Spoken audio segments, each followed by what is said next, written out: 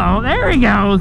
Oh, we're going. All right, 2019 Rebel 300.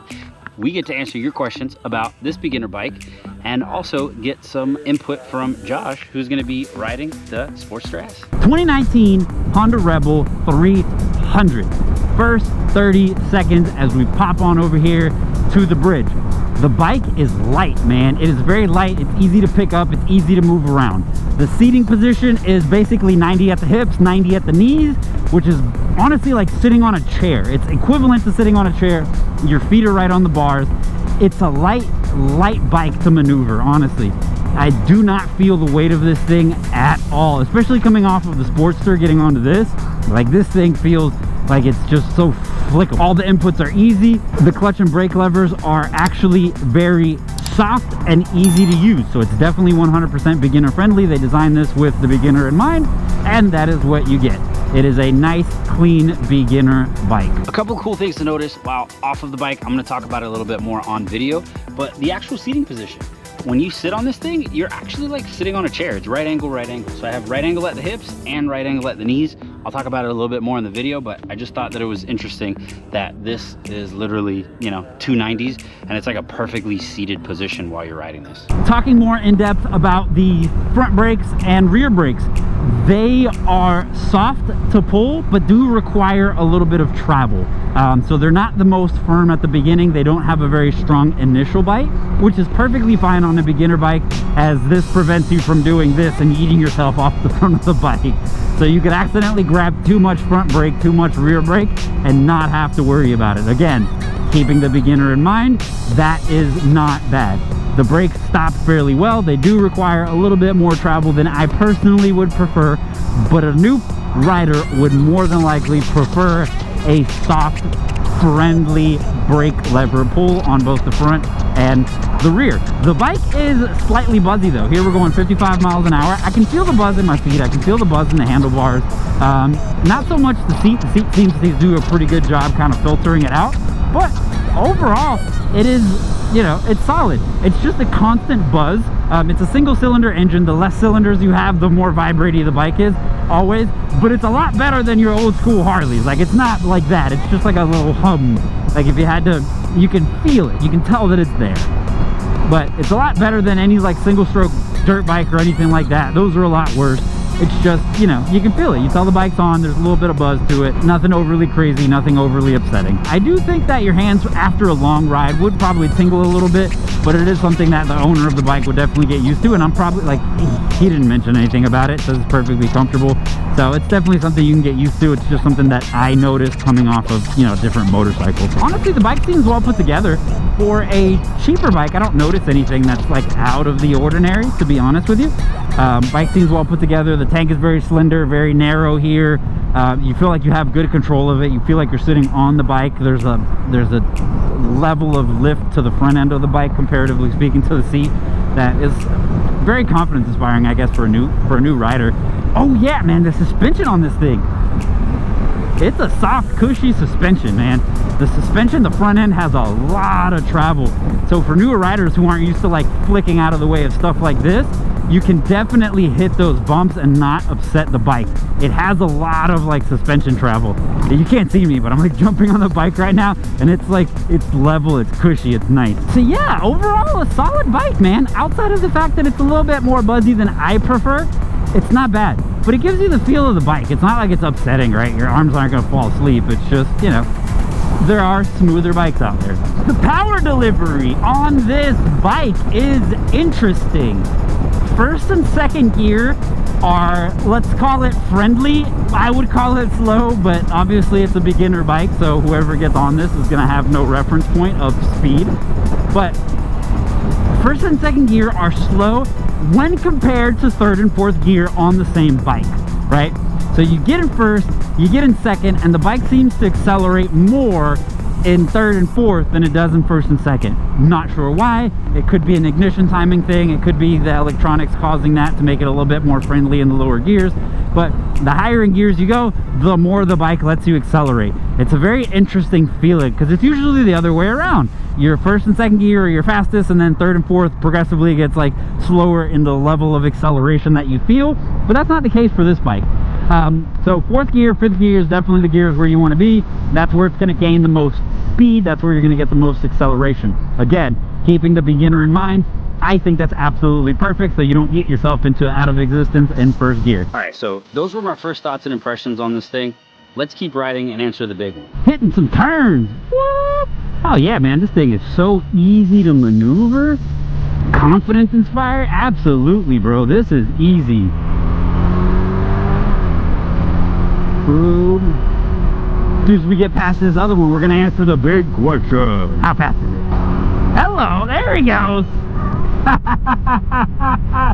I am 100% sure that was probably more than he expected. How fast is it? We're about to find out. Second gear.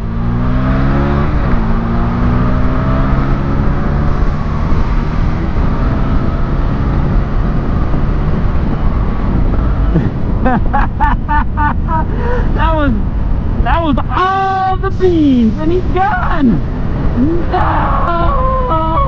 Hey, look, we're going 80, bro. What is this? I'm going 80 on a 300. That is not expected at all. It is doing it.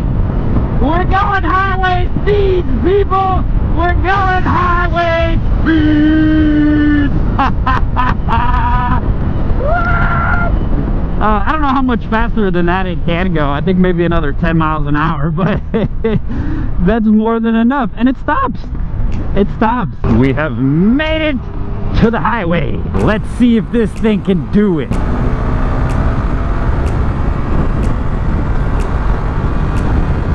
He is gone and I'm still going. I'm going 80, mama! We're going highway speeds, y'all! We're going highway speeds. Look at this. I am on the highway and I'm keeping up with traffic. So yes, this thing can keep up with traffic speed. That's not bad. Not bad, not bad, not bad. Not as good as that thing. But we can do it. Look at that. Can we go? Can we go? Are we going 85? 85? 86? Let's talk and see. Oh! Oh! We're going 90! We're going 90!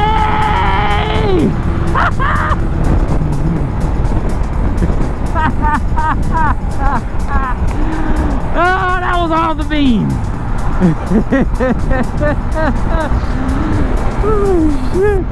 That was the longest trip to 90 I think I've ever experienced. Holy shit, that's funny. But there it is. That was 90. We were on the highway going highway speeds. But the bike does have enough power. We were actually riding at 80 miles an hour and the bike did it. I was damn near full throttle. Like, don't get me wrong. Like, that's, you know, almost the top speed of the bike. But it can do it. So you can go on the highway, you can keep up with traffic, you can ride through traffic, and it'll do it. So it lets you experience riding through, I guess, everything that you need to as a commuter bike. You're not going to be breaking any land speed records, but nobody with the 300 ever expected to do that anyways. Power! This is all she's got.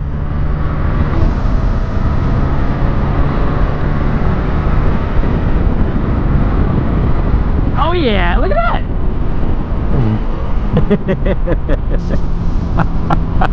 I don't know, guys. I personally feel like every time I twist the throttle, regardless of how fast the bike is, I always laugh and giggle.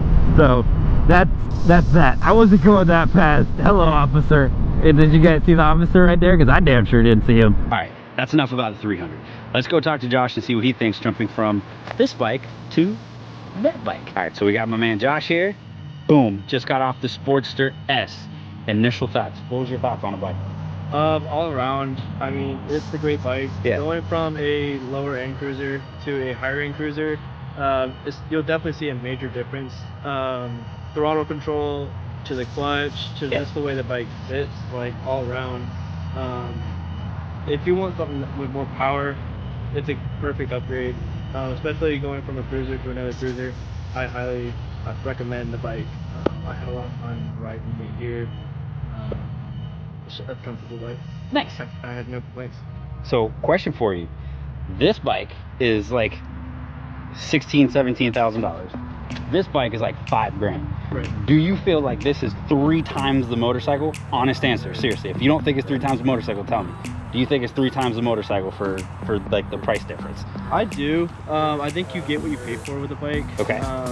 Going from a $5,000 bike to up to 10 grand and up on a motorcycle, Yeah. you expect to see those differences. I definitely saw those differences going Okay. from a smaller end bike to a higher end bike.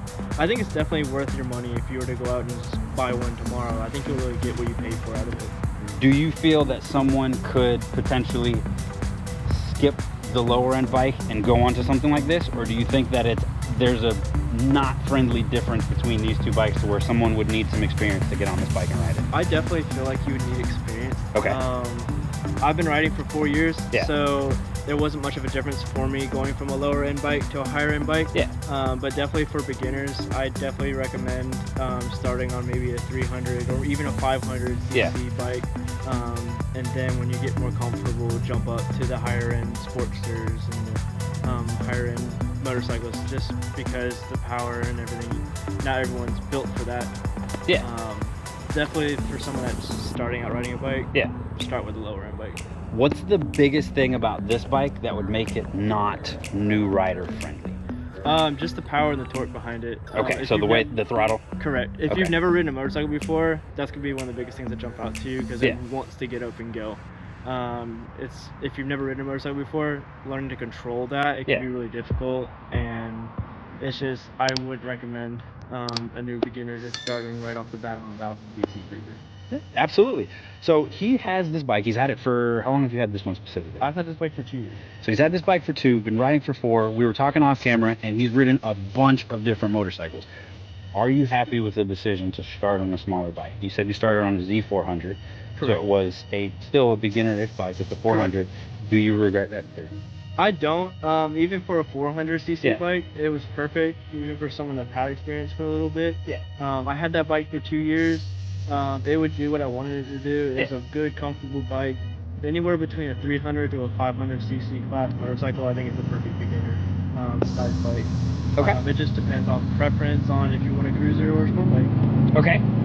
You still gonna stick with your bike, or are you looking to move up now?